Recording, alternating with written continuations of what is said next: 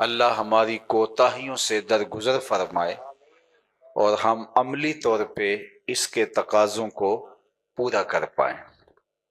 محبت ایک داعیہ ہے جو دل میں جنم لیتا ہے، اور ہم نے ادبا سے سمجھا ہے، سنا ہے، پڑھا ہے کہ محبت کی نہیں جاتی، محبت ہو جاتی ہے، اور جب محبت ہو جاتی ہے تو پھر نس نس میں سمو جاتی ہے، اور محبت کا جب دل پہ غلبہ ہو جاتا ہے تو اس شوق فراواں میں محبوب کے علاوہ کوئی دکھائی بھی نہیں دیتا۔ مکے کی ہواؤں میں، طیبہ کی فضاؤں میں ہم نے تو جدھر دیکھا سرکار نظر آئے۔ تو محبت ما سوا محبوب کے کسی کو دیکھ نہیں پاتی۔ الحب نارن یا العشق نارن یحرک ما سوا الحبیب، محبت ایک ایسی آگ ہے جو محبوب کے علاوہ سب کو جلا کے خاکستر کر دیتی ہے، اور اللہ نے یہ محبت کا جذبہ کائنات کی ہر شے کو عطا کیا ہے، حتیٰ کہ جانور بھی محبت کرتے ہیں۔ اقبال نے کہا تھا، شیشہ دہر میں مانند مے ناب ہے عشق، روح خورشید ہے خون رگ مہتاب ہے عشق، دل ہر ذرہ میں پوشیدہ کسک ہے اس کی، نور یہ وہ ہے کہ ہر شے میں جھلک ہے اس کی۔ تو محبت کے بغیر تو انسان زندگی گزار ہی نہیں سکتا۔ زندگی تو محبت کا ہی دوسرا نام ہے۔ جو زندگی محبت سے خالی ہے وہ زندگی زندگی نہیں ہے، وہ مردنی ہے۔ محبت کے دم سے یہ دنیا ہنسی ہے، محبت نہیں ہے تو کچھ بھی نہیں ہے۔ محبت کے بغیر دل رہ نہیں سکتا۔ جس طرح جسم کو غذا کی ضرورت ہے، جس طرح نظام تنفس کے لیے ہم آکسیجن کی ضرورت کو محسوس کرتے ہیں، تو دل بغیر محبوب کے زندہ نہیں رہ سکتا۔ غالب نے کہا تھا، غم اگرچہ جاں گسل ہے پہ کیا بچیں کہ دل ہے، غم عشق اگر نہ ہوتا غم روزگار ہوتا۔ غالب نے کہا کہ اگر سینے میں دل ہے تو پھر محبت سے بچنا ممکن ہی نہیں۔ جب دل ہے تو دل بر بھی ہوگا، جب دل ہے تو پھر چاہتے بھی ہوں گی، جب دل ہے تو رت جگے بھی ہوں گے، جب دل ہے تو پھر تڑپ بھی ہوگی، پیچ و تاب بھی، التہاب بھی، اضطراب بھی، انتظار کی گھاتیں بھی، وصل کی لذتیں بھی، کسی کی یادوں کے چراغ بھی روشن ہوں گے۔ جب دل ہے تو پھر کوئی دل بر بھی ہوگا۔ اللہ اکبر۔ تو کہا کہ بہتر نہیں ہے کہ غم روزگار پیدا ہونے کی بجائے دل میں غم محبوب پیدا ہو۔ جب دل میں کوئی نہ کوئی مکین تو ہوگا، دل میں کسی کے ڈیرے تو ہوں گے، دل میں کوئی تو آ بسے گا، تو بہتر نہیں دل کے سیج پہ اس کو بٹھایا جائے جو رب کا بھی محبوب ہے۔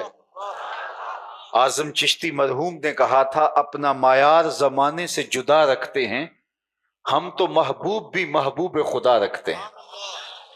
میرا اور آپ کا یہ اعزاز ہے کہ ہماری محبت کا ربط و رشتہ اس سے ہے کہ جس کا حسن اللہ کو بھی بھا گیا، ایسے پیارے سے محبت کیجئے۔ دنیا دنیا سے محبت کرتی ہے، لوگ لوگوں سے محبت کرتے آئے ہیں۔ لوک داستانیں تاریخ کے اوراق میں درج ہیں۔ لوگوں نے محبت میں اپنے آپ کو رول دیا، کوئی کچے گھڑے کے اوپر تیرتا رہا اور کسی نے تھلوں میں جان دے دی، کسی نے محبوب کے لیے بھینسیں چرائیں، اور کسی نے کندھے پہ تیشہ رکھا اور پہاڑ کو کھودنے نکل گیا کہ میں نہر تراش کے لاؤں۔ دنیا کے اوپر محبت کی بڑی دل آویز کہانیاں اور داستانیں ہیں، لیکن ہم نے دیکھا کہ محبت کرنے والے روتے پائے گئے، اور انہوں نے محبت کے شکوے کیے، محبوب کے شکوے کیے۔ غالب نے کہا تھا کہ وفا کیسی کہاں کا عشق، جب سر پھوڑ نہ ٹھہرا، تو پھر اے سنگ دل تیرا ہی سنگ آستاں کیوں ہو۔ اس نے کہا جب محبت میں سر ہی پھاڑنا ہے تو پھر کسی پتھر سے سر مار کے سر پھاڑ لیں گے، پھر تیرے در کی اور تیری دہلیز کے اوپر سر پھوڑنے کی کیا ضرورت ہے؟ چونکہ یہ محبتیں بے وفا ہوتی ہیں. یہ گاڑیوں کے پیچھے لکھا ہوتا ہے صنم بے وفا. تو میں نے اپنے دوستوں سے ایک دن ایک سفر میں پوچھا کہ یہ کیا لکھا ہے؟ تو اس نے کہا جناب آپ بتائیے. میں نے کہا آپ بھی تو پڑھ رہے ہیں. کہا نہیں آپ بتائیے. تو میں نے کہا کہ کسی نے کسی سے پیار کیا ہوگا تو اس نے اس کو بیچ چوراہے کے چھوڑ دیا. اب یہ احتجاج کر رہا ہے، تحریری احتجاج. صنم بے وفا کہہ کے لکھ کے اپنی گاڑی کے پیچھے اپنے دل کی بھڑاس نکال رہا ہے. میں نے کہا صاحب تو نے پیار اس سے کیا جس نے تجھے راہ میں چھوڑ دیا. میں تجھے ایک چوکھٹ بتاتا ہوں، جب وہ ہاتھ پکڑتے ہیں حشر کے دن بھی نہیں چھوڑتے. غالب نے کہا تھا عشق نے غالب نکما کر دیا، ورنہ ہم بھی آدمی تھے کام کے. اور استاد میر تقی میر نے کہا تھا کہ پھرتے ہیں میر خار کوئی پوچھتا نہیں، اس عاشقی میں عزت سادات بھی گئی. کہا کیسا عشق کیا جو میرے پلے عزت تھی، عزت سادات وہ بھی رخصت ہو گئی. محبوب نے رول کے رکھ دیا اور میرا جو حال کیا. تیری محفل میں آ کے بدنام ہوئے ہیں، نگاہ زمانہ میں بے نام ہوئے ہیں. تو نے وعدہ کیا تھا بچھڑیں گے نہ ہم، تیرے ہی ہاتھوں سے نیلام ہوئے ہیں. دنیا تو کیس کا نام بھول گئی، مجنو کہنے لگی. نام تو کیس تھا لیکن اس کا نام تک مٹ گیا، اس کا تشخص تک مٹ گیا. اس نے شہزادے گلیوں میں رول کے رکھ دیے محبت نے. لیکن میں جس کی محبت کی کہانی آج آپ کے سامنے لیے بیٹھا ہوں، اس محبت کی عزت نوازی اور اس کی ذرہ نوازی اگر پوچھنی ہے تو بلال حبشی سے پوچھ لیجئے. سادات کی عزت ایک محبت رول دیتی ہے، لیکن یہ ایسی محبت ہے کہ جو بلال کو پستیوں سے اٹھا کے اوج ثریا کی بلندیوں تک پہنچا دیتی ہے. میرے حضور معراج سے واپس پلٹتے ہیں اور پوچھتے ہیں بلال تو کون سا نیک عمل کیا ہے؟ میں نے تیرے قدموں کی آہٹ جنت میں سنی ہے.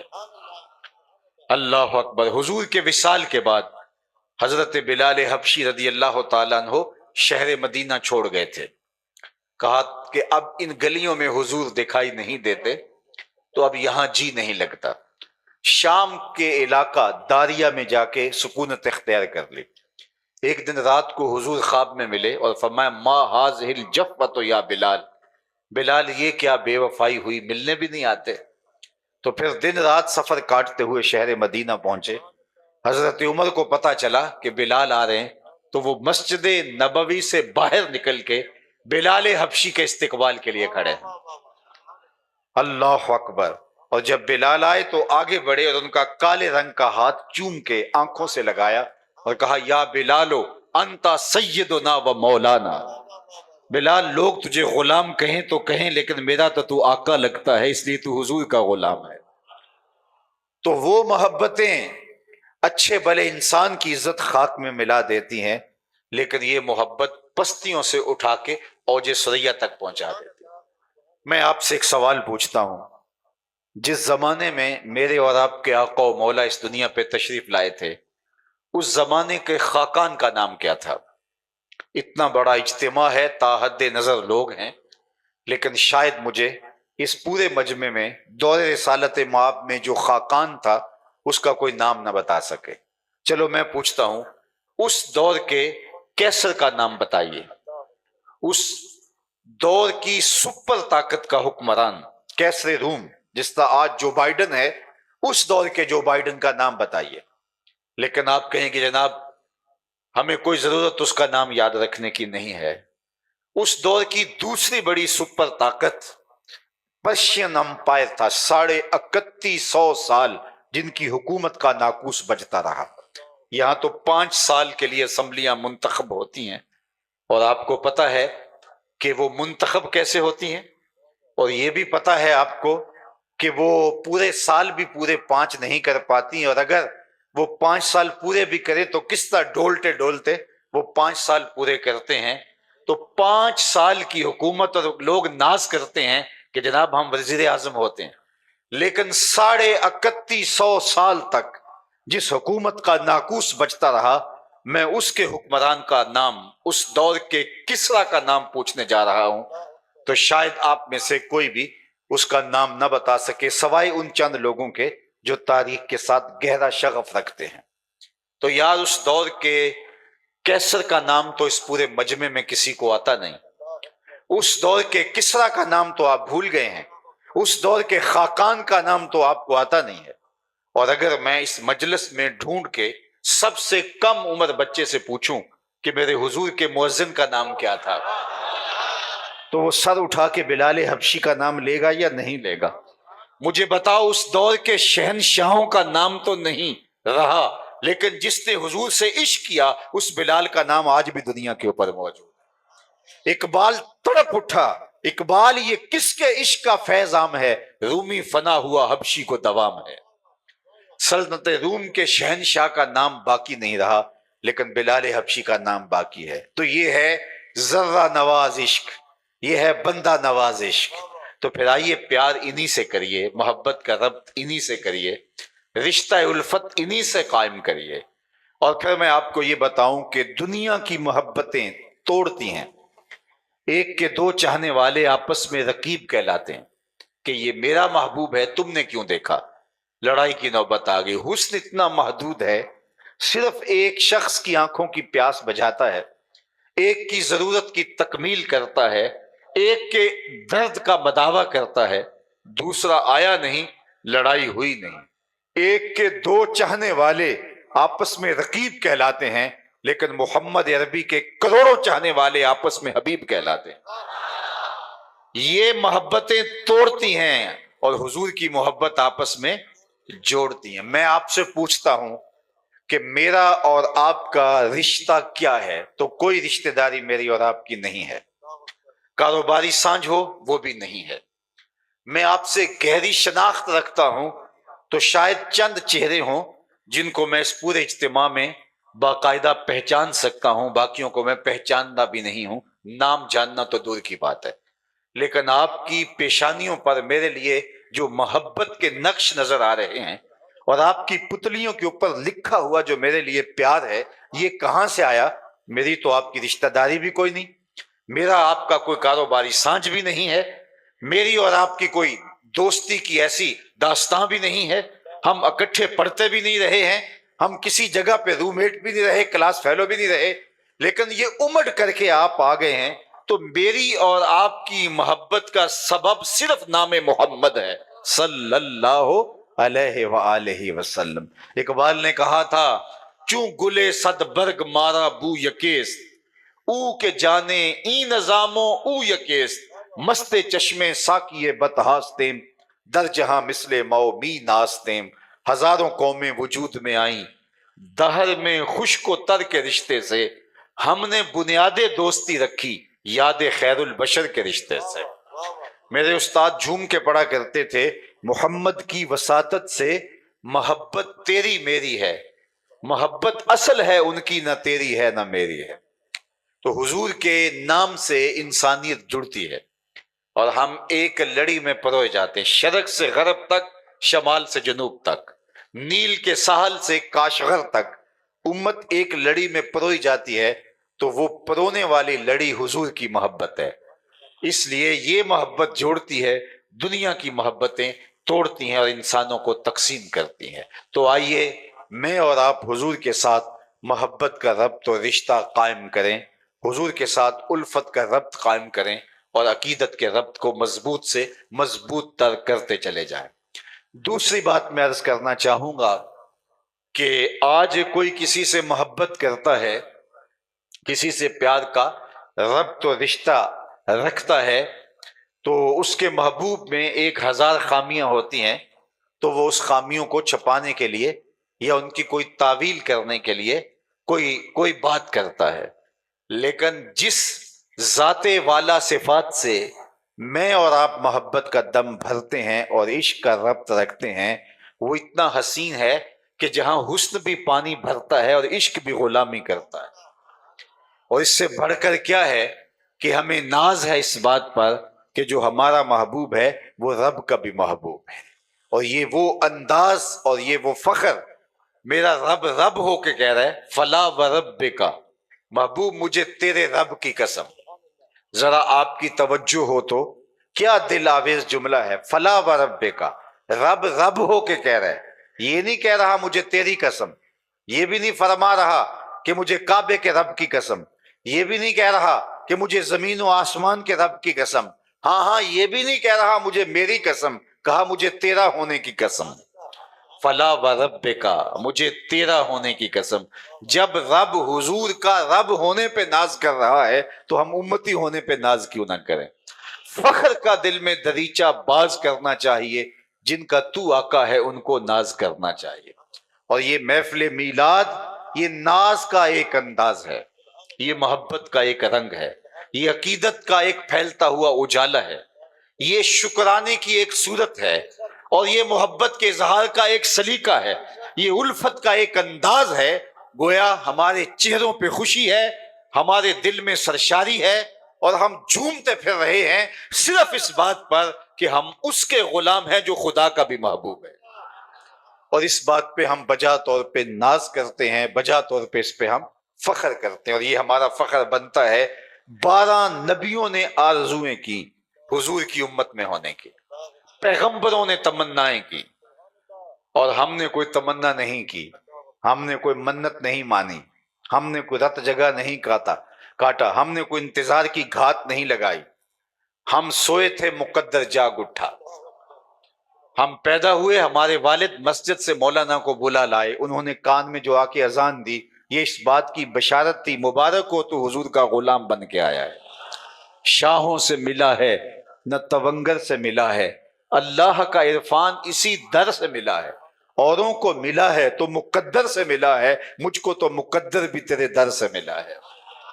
پیغمبروں نے آرزویں کی، پیغمبروں کی ٹیمیں منتظر رہیں، ہاتھ اٹھا کے دعائیں مانگتے رہے. ربنا وابعث فیہم رسولا، مالک آنکھیں بوڑھی ہو گئی ہیں انتظار کرتے کرتے، اسے بھیج بھی دے. کوئی کہہ رہا ہے اسمہ المتوکل، اس کا نام متوکل ہوگا. کوئی کہہ رہا ہے لیسا بفظ ولا بغلظ، وہ تر شروع نہیں ہوگا، بس آیا چاہ رہا ہے. حضرت عیسیٰ نے تو کہا مبشرم برسول یات من بعد اسمہ احمد، لوگوں میں نام بھی بتائے جا رہا ہوں، بس وہ آنا چاہ رہا ہے، میرے بعد وہی نازل ہونے والا ہے، وہی اترنے والا ہے، اس کا نام احمد ہوگا. اللہ اکبر. جب حضرت عیسیٰ کی زبان سے میرے حضور کے قصیدے سنے تو ایک آپ کے حواری نے کہا حضرت جس کے قصیدے آپ پڑھ رہے ہیں کیا وہ آپ سے بھی افضل ہوگا؟ بڑی حیرت سے پوچھتے ہیں، اور حیرت کیوں نہ ہو کہ وہ عیسیٰ جو بن باپ کے پیدا ہوئے، کلمۃ اللہ و روحہ، اللہ نے ان کو بغیر باپ کے پیدا کیا. ان کے پاؤں کی ٹھوکر سے مردے اٹھ کے باتیں کرتے تھے، ان کی انگلیاں آنکھوں پہ آتی روشنی آ جاتی، مادرزاد اندھوں کو روشنی ملتی، کوڑی کے جسم پہ ہاتھ پھیرتے شفا ملتی، مٹی کا پرندہ بناتے پھونک مارتے ہوا میں اڑنے لگتا. کیا شانیں تھی حضرت عیسیٰ علیہ السلام کی. تو جب وہ بھی قصیدے پڑھ رہے ہیں تو امتی کا یہ کہنا بنتا ہے. تو حواری نے کہا حضرت جس کے قصیدے آپ بھی پڑھ رہے ہیں وہ آپ سے بھی افضل ہوگا؟ حیرت میں ڈوب کے بولتا ہے انجیل برنباس کے اندر آج بھی لفظ موجود ہیں، اگرچہ تحریف راہ پا چکی ہے، میرے حضور کی شانیں پچھلی کتابوں سے لوگوں نے چن چن کے نکالی ہیں، لیکن آج بھی انجیل برنباس کے اندر یہ لفظ موجود ہیں. حواری پوچھتے ہیں حضرت کیا وہ آپ سے بھی افضل ہوگا؟ تو حضرت عیسیٰ فرمانے لگے افضل ہونے کی بات کرتے ہو، وہ تو اتنی عظمتوں کا حامل ہے، اگر اس کے نالین کے تسمے کھولنے کی سعادت ابن مریم کو مل جائے تو یہ بھی مقدر کی بات. وہ اتنا بخت اور مقدر کا مالک ہے کہ اس کے نالین کے تسمے کھولنے کی سعادت بھی میرے لیے بخت کی بات ہے اگر مجھے یہ اعزاز مل جائے. زمانہ منتظر رہا. بحیرہ راہب کی کہانی آپ نے سنی ہوگی، وہ راستے میں کلی ڈال کے بیٹھا تھا، اس نے سنا تھا یہاں ایک دن نبی آخر الزمان کا گزر ہوگا. وہ روزانہ اپنے مکان کی چھت پہ چڑھتا اور حجاز کی جانب سے آنے والے قافلے دیکھتا ہے. اللہ اکبر کہ کسی دن وہ بھی تو گزریں گے اور میری آنکھوں کی پیاس بجھ جائے گی. نستورہ راہب کی کہانی سن لیجئے، وہ بھی شام میں کلی ڈال کے بیٹھا ہے، اس کے پاس ایک درخت تھا، اس نے کتابوں میں پڑھا تھا کہ اس درخت کے نیچے صرف پیغمبر ہی بیٹھ سکتا ہے، تو وہ منتظر تھا کبھی کوئی اس کی چھاؤں میں آ کے آسودہ ہو تو میں اس کی زیارت کروں. حضرت سلمان فارسی کی کہانی سن لیجئے. حضرت سلمان فارسی صحابہ میں سب سے طویل العمر ہیں، 350 سال کی روایت بھی موجود ہے اور 250 سال کی کم از کم آپ کی عمر کی روایت ہے. ایک مجوسی کے بیٹے ہیں، کہتے ہیں میں اپنے باغوں میں جایا کرتا تھا، راستے میں ایک راہب کا کٹیا تھا اور میں اس کے پاس اٹھنے بیٹھنے لگا. میرے والد کو پتا چلا تو اس نے منع کیا کہ ہم تو مجوسی ہیں، آتش پرست ہیں، اور تم اس شخص کے پاس کیوں بیٹھتے ہو؟ تو چونکہ مجھے اس کی باتوں سے خوشبو آتی تھی اور میں اس راہب عیسائی پادری کے پاس بیٹھتا تھا.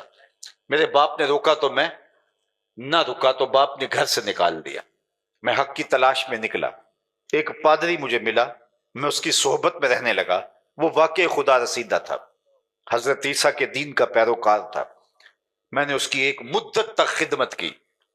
ایک دن اس نے مجھے تنہائی میں بلایا، کہا کہ میرا وقت آخر آ گیا ہے، تو نے میری بڑی خدمت کی ہے اور دل سے کی ہے، اب میری تدفین کے بعد تو غموریا چلے جانا، وہاں کا فلاں پادری وہ خدا رسیدہ ہے، تجھے اس سے خیر مل جائے گی. کہتے ہیں وہ واقعی 2-3 دن کے بعد انتقال کر گیا. تدفین کے بعد میں غموریا چلا گیا اور جس نشانی کا پادری اس نے بتایا تھا وہ مجھے مل گیا. میں اس کی صحبت میں رہنے لگا اور خدمت دل و جان سے کرنے لگا. ایک مدت میں نے اس کی خدمت کی. ایک دن اس نے مجھے تنہائی میں بلایا، کہا کہ تو نے میری بہت خدمت کی ہے نوکروں کی طرح، اب میرا بھی وقت آخر آ گیا ہے اور کوئی ایسا پادری اب رہا نہیں جس کے پاس میں تجھے بھیجوں، لیکن تو حق کا متلاشی ہے، میری تدفین کے بعد تو یثرب چلے جانا، نبی آخر زمان کا ظہور ہوگا اور وہ وہاں ہجرت کر کے آئیں گے اور تو ان کی صحبت میں زندگی کا سراغ پالے گا. کہتے ہیں میں نے کہا کہ میں در بدری کی خاک چھانی ہے، کوئی شخص مدعی نبوت ہو اور میں دھوکہ کھا جاؤں، مجھے کوئی پکی نشانیاں بتاؤ تاکہ میں دھوکہ نہ کھاؤں. تو اس نے کہا 3 نشانیاں ہوں گی. ایک، صدقہ قبول نہیں کرے گا. دوسری نشانی، ہدیہ رد نہیں کرے گا. تیسری نشانی، 2 کندھوں کے درمیان مہر نبوت ہوگی. کہتے ہیں کہ میں یہ نشانیاں یاد کر لیں اور وہ 2-4 دن کے بعد انتقال کر گیا. اس کی تدفین کی اور پھر میں نے رخت سفر باندھا اور یثرب کی جانب جاتا ہوا ایک قافلہ مجھے غموریا سے ملا. تو میں نے کہا مجھے بھی ساتھ لیتے جاؤ، میرا قصد بھی وہاں کا ہے. تو انہوں نے کہا آ جاؤ، لیکن انہوں نے میرے ساتھ زیادتی کی کہ مجھے اپنا غلام بنا لیا. لیکن مہربانی یہ کی کہ جا کے بیچا یثرب میں، یہ مدینہ المنورہ کا پرانا نام ہے، جا کے مجھے یثرب میں مدینہ المنورہ میں جا کے ایک یہودی کے ہاتھ بیچ دیا. اس نے مجھے اپنے باغ کی گوڈی اور کام کاج میں لگا دیا. میں ایک امیر باپ کا بیٹا تھا لیکن حق کی تلاش میں نکلا تھا. میں نے کہا کوئی بات نہیں اور میں جا کے اس کی نوکری کرنے لگا اور اس دن کے انتظار میں تھا کہ نبی آخر الزمان تشریف لائیں. ایک وقت بیت گیا غلامیاں کرتے ہوئے. کہتے ایک دن میں اپنے باغ میں کھجورے توڑ رہا تھا کہ ہواؤں میں خوشبو نہیں پھیل جاتی، چاروں طرف سے طلع البدر علینا کی صدائیں گونجنے لگی. میں سمجھ گیا ہواؤں کی خوشبو بھی بتا رہی تھی کہ کوئی آنے والا آ گیا ہے. میں نے چھلانگ لگائی اور دوڑ پڑا. میرا مالک سمجھا شاید غلام بھاگ رہا ہے، اس نے دوڑ کے مجھے پکڑ لیا. میں نے کہا کہ میں بھاگ نہیں رہا، میں نوکر تمہارا ہی ہوں، میں غلام تمہارا ہی ہوں، لیکن دل غلام کسی اور کا ہے. میں نے کچھ کھجورے صدقے کی نیت سے لی اور میں حضور کی خدمت میں جا پہنچا اور میں نے جا کے پیش کی. تو فرمایا کہ ہم پیغمبر صدقہ تو نہیں لیتے. کہتے ہیں کہ نشانی ایک پوری ہو گئی لیکن حضور کا چہرہ بتا رہا تھا یہ وہی ہے. لیکن میں نے بھی در بدری کی خاک چھانی تھی، کبھی عرش پر، کبھی فرش پر، کبھی ان کے در، کبھی در بدر. غم عاشق کی تیرا شکریہ، میں کہاں کہاں سے گزر گیا. کہا کہ میں نے کہا کہ میں دوسری نشانی بھی دیکھوں گا. تو میں نے پھر کچھ دن ڈال کر کے دوبارہ ہدیے کی نیت سے کھجوریں لا کے حضور کو پیش کی. فرمایا ہاں ہم ہدیہ قبول کر لیتے ہیں. کہتے میرا دل تو مطمئن ہو گیا تھا لیکن میں چاہتا تھا تیسری نشانی بھی دیکھ لوں، لیکن وہ مجھے موقع نہیں مل پا رہا تھا.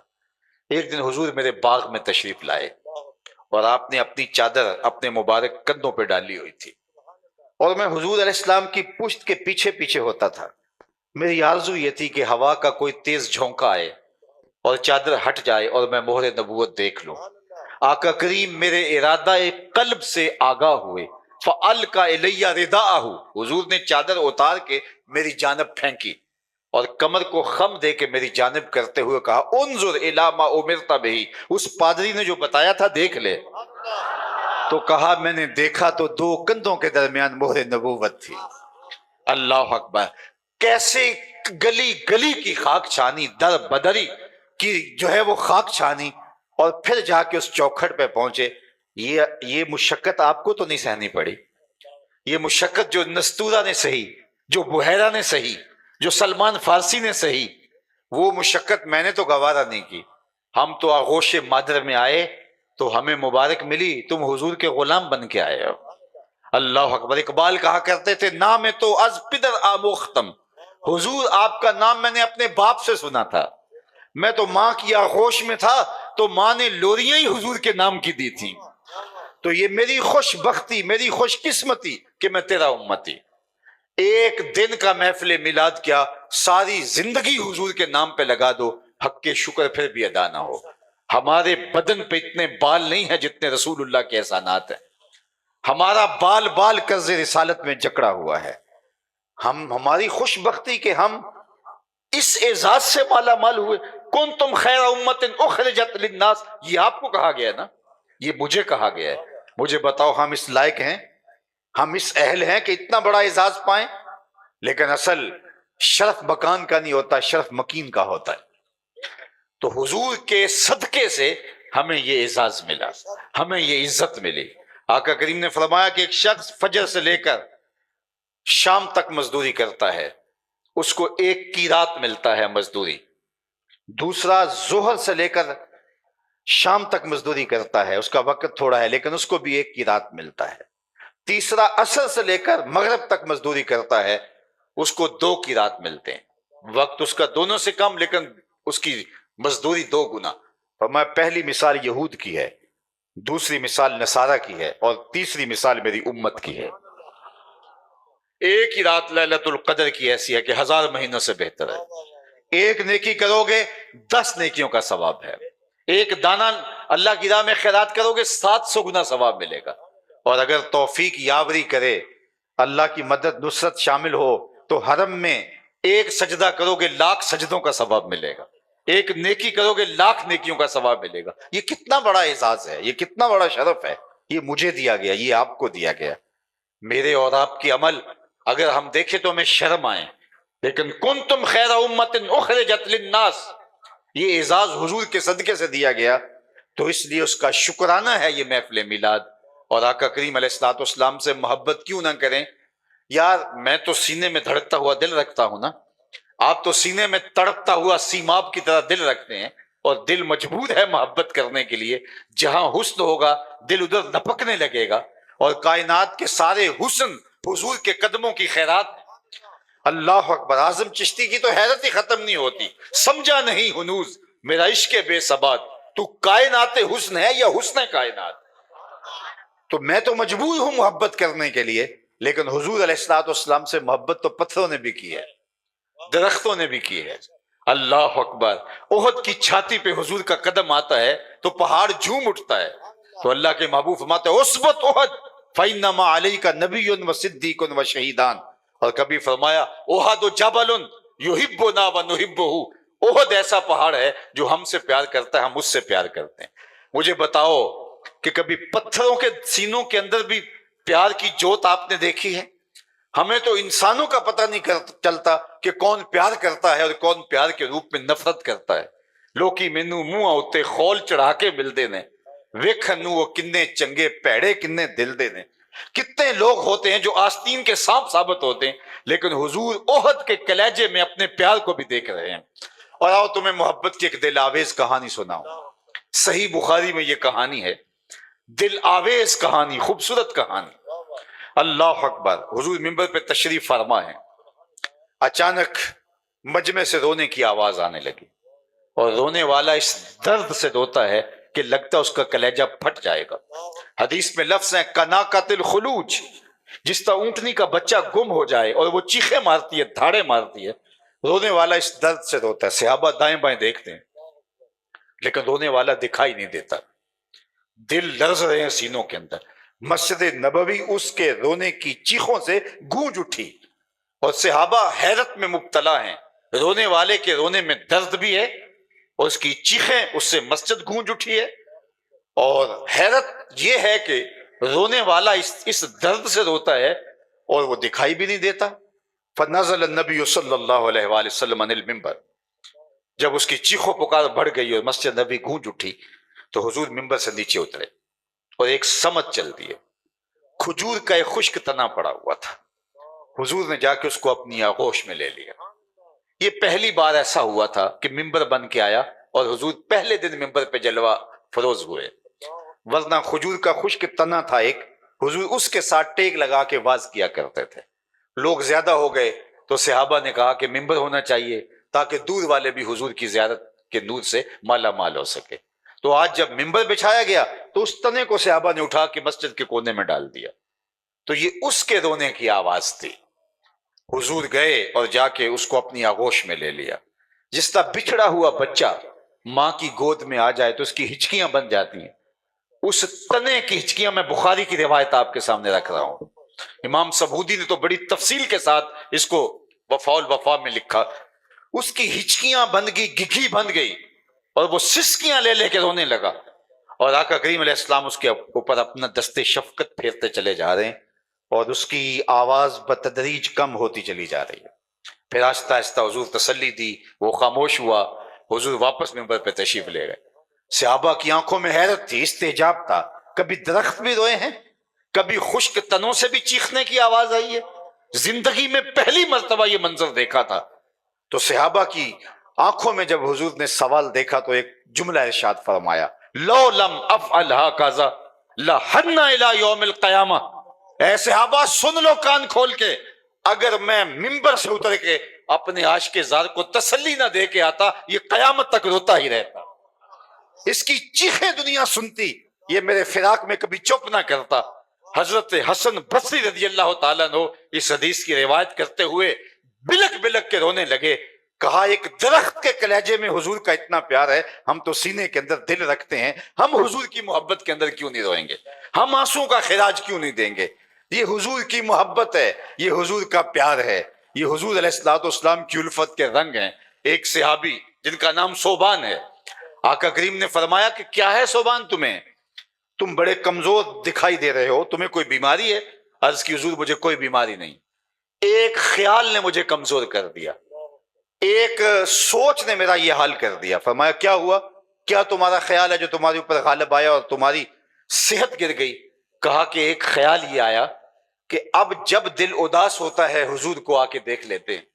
تو جنت میں ہم اگر گئے بھی تو کسی نچلے درجے میں ہوں گے، حضور تو پیغمبروں کے ساتھ اوپر والے درجے میں ہوں گے، وہاں تو حضور کی زیارت نہیں ہوگی. تو اس خیال نے میرا یہ حال کر دیا ہے. اللہ اکبر، جو آپ دیکھ رہے ہیں تو اللہ کے محبوب علیہ السلام کی محبت ہمارے سینوں کا خزینہ ہے. لیکن میں صاحب اپنی گفتگو کو سمیٹتے ہوئے عرض کرنا چاہوں گا، محبت کے اظہار کے کئی رنگ ہیں. آپ کی یہ محفل یہ بھی محبت کے اظہار کا ایک رنگ ہے. آپ کا جوش فراواں میں نعرے لگانا یہ بھی محبت کا ایک روپ ہے. آپ کا سر پہ امامہ باندھ لینا، آپ کا مٹھائیاں بانٹنا، آپ کا عقیدتوں کے مختلف رنگ اختیار کرنا، یہ سب محبتوں کا رنگ ہے. لیکن محبت کا سب سے بڑا داعیہ محبوب کی اطاعت ہے، محبوب کی فرما برداری ہے. محب جس سے محبت کرتا ہے اس کی فرما برداری کرتا ہے. وہ تو ایسا حکم دے دے جس کو بجا لانا ممکن نہ ہو تو محب تو پھر بھی تیشہ اٹھا کے نہر کھودنے چل پڑتا ہے. مجھے بتاؤ کبھی پتھروں سے بھی دودھ کی نہریں نکلی ہیں؟ پتھروں سے چشمے تو پھوٹتے ہیں، پتھروں سے کبھی دودھ تو نہیں نکلا.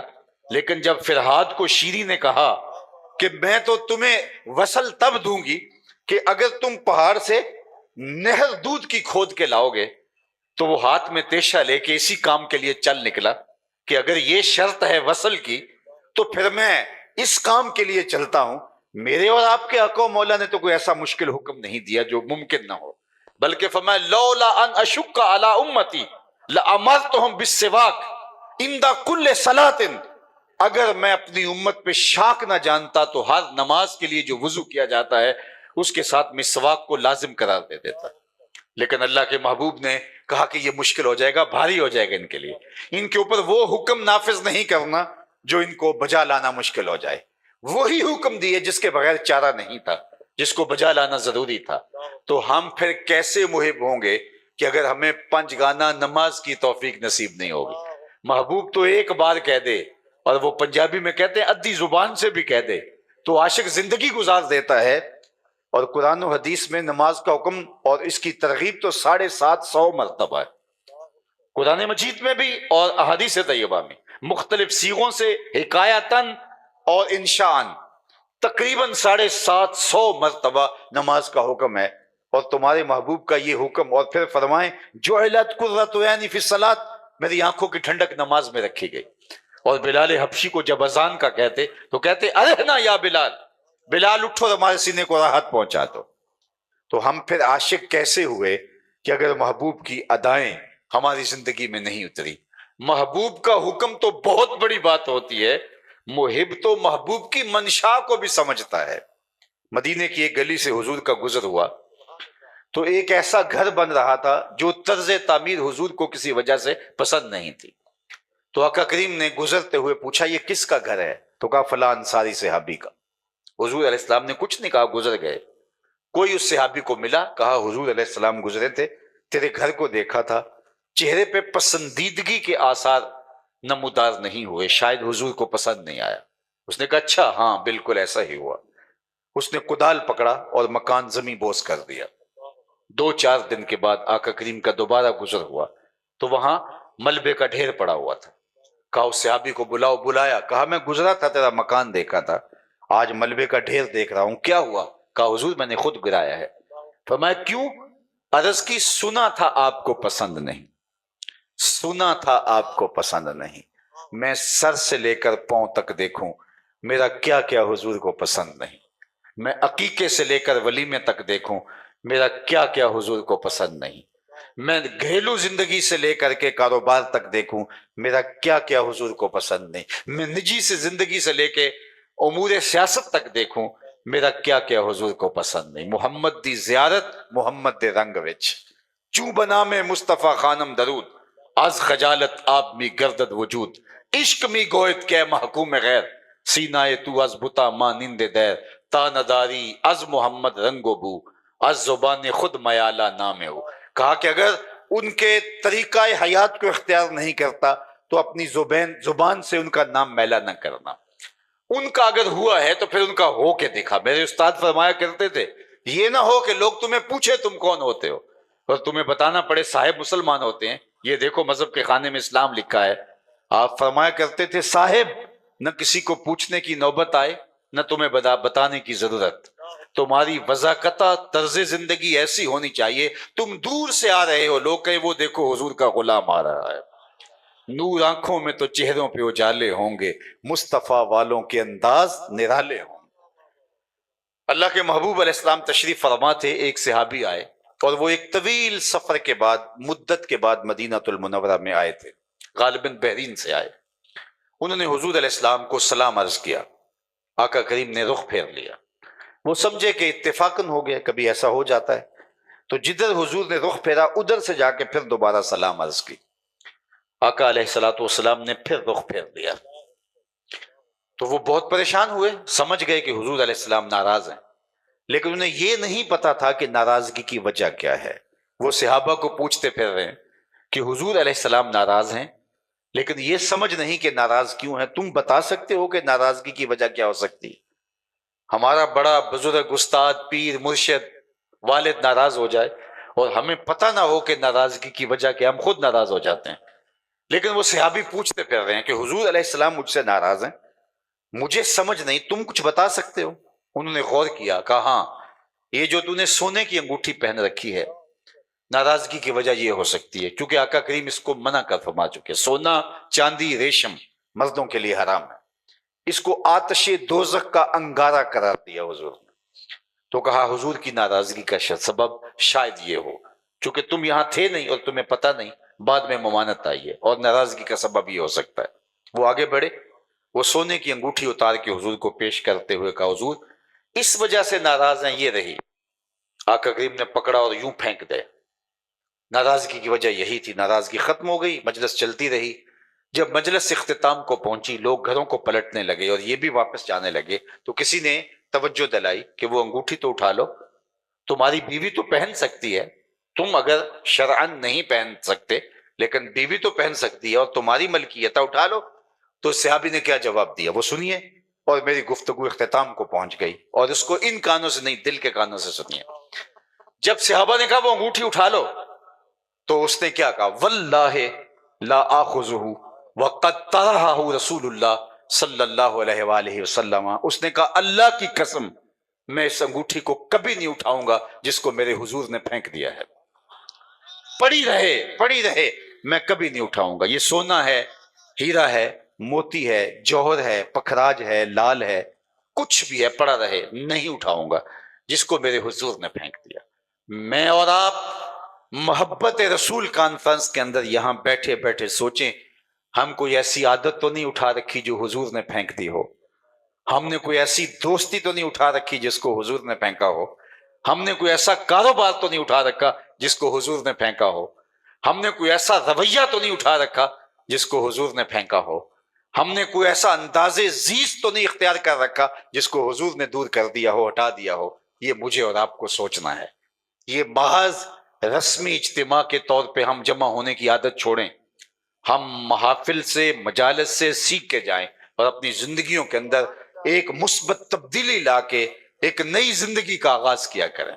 ہمارے آقا و مولا نے ہمیں جو زندگی عطا کی، خوبصورت زندگی عطا کی، لَقَدْ كَانَ لَكُمْ فِي رَسُولِ اللَّهِ أُسْوَةٌ حَسَنَةٌ، اللہ اکبر، کہا کہ ایسا اسوہ چھوڑا ہے جو سراپا جمال ہے، سراپا حسن ہے، ان کے مطابق زندگی گزارو گے تو زندگی گزارنے کا لطف آ جائے گا، زندگی گزارنے کا سرور نصیب ہوگا۔ تو اپنی زندگی ان کے بتائے ہوئے طریقے کے مطابق گزاریں۔ یاری لا توں پاک نبی سنگ، اے پر پوری یاری، پھر درود قبول ہے تیرا لکھ نہ لوں ایک واری۔ تو اپنی زندگی کو ان کے بتائے ہوئے اصول کی مطابقت کے اندر میں اور آپ بسر کرنے کا عہد کر کے یہاں سے اٹھیں۔ پھر یہ کائنات، یہ ماہ و پروین کی دنیا، یہ بزم عالم، بزم کواکب، سب کچھ نخچیر ہے ہمارے۔ اقبال کا سارے کلام کا رس نچوڑوں تو خلاصہ یہ نکلتا ہے کہ محمد سے وفا تو نے تو ہم تیرے ہیں، یہ جہاں چیز ہے کیا لوح و قلم تیرے ہیں۔ اقبال کہتے ہیں حضور سے وفا کر لو، پھر قلم بھی تمہارے ہاتھ میں دے دیں گے، تختی بھی تمہارے ہاتھ میں دے دیں گے، جو لکھنا ہوا خود لکھ لینا۔ تمہاری تقدیر کے فیصلے واشنگٹن میں نہیں ہوں گے بلکہ خدا بندے سے خود پوچھے گا، بتا تیری رضا کیا ہے۔